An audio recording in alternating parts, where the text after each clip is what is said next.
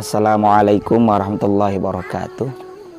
Sahabat dan saudara sekalian, Alkisah satu waktu di zaman Bani Israel ada sepasang suami istri yang miskin.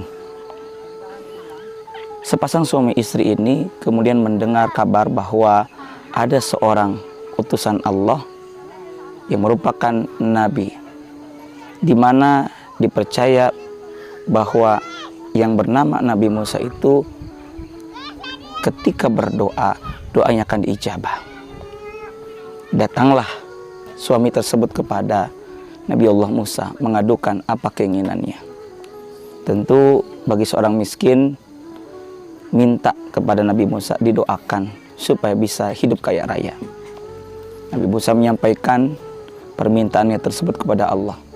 Lalu Allah berfirman kepada Nabi Allah Musa, "Wahai Musa, sampaikan kepada laki-laki tersebut, aku akan memberikannya kekayaan selama 7 tahun berturut-turut.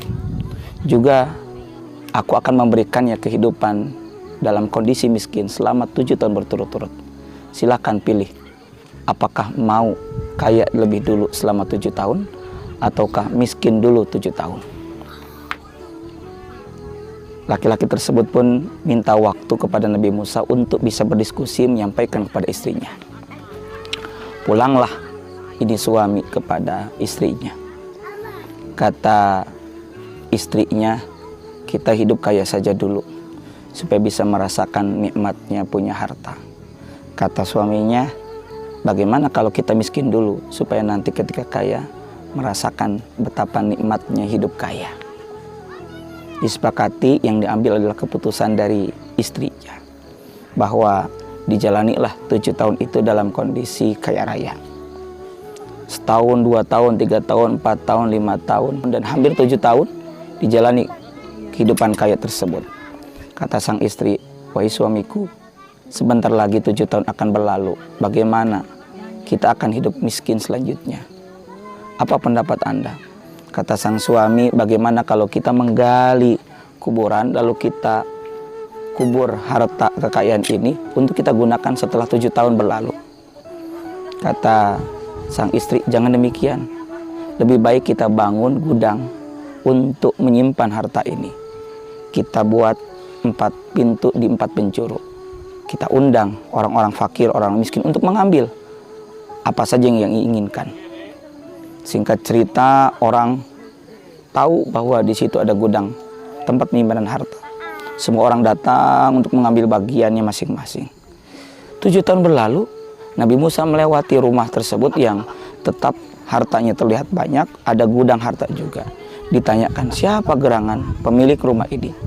Ditelusuri, ternyata sepasang suami istri yang dulu datang pada Nabi Musa, didoakan agar hidup kaya raya dan hidup 7 tahun.